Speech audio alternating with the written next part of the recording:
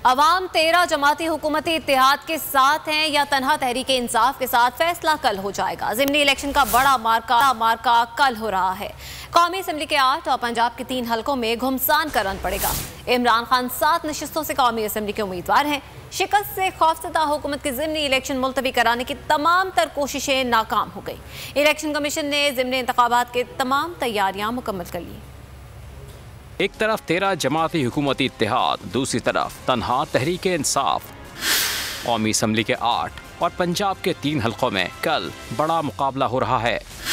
इमरान खान 7 हलकों से मुकाबले में हिस्सा लेकर पाकिस्तानी और बैरून मुल्क मरकज़ निगाह बन चुके हैं। पाकिस्तान की तारीख में बैक वक्त 7 हलकों से इंतखाब लड़ने का ये पहला मौका है।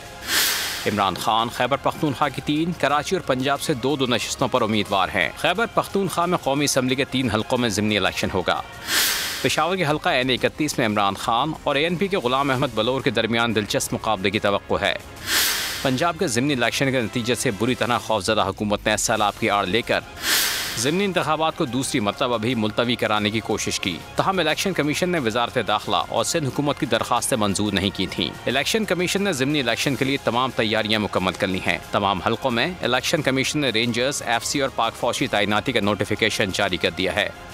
प्रिजाइडिंग अफसर दस्तखत शुदा फॉर्म 45 की कॉपी एजेंट को देने का पाबंद होगा।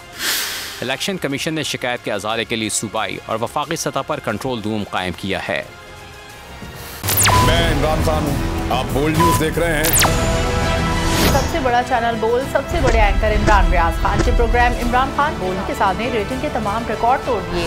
56% नाज़रीन ने बोल न्यूज़ को देखा। सोशल मीडिया पर भी सबने ज्यादा देखा।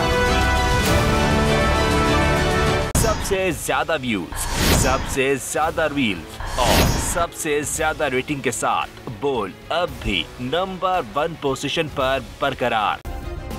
सब्सक्राइब करें और बेल दबाएं ताकि कोई खबर रह न जाए।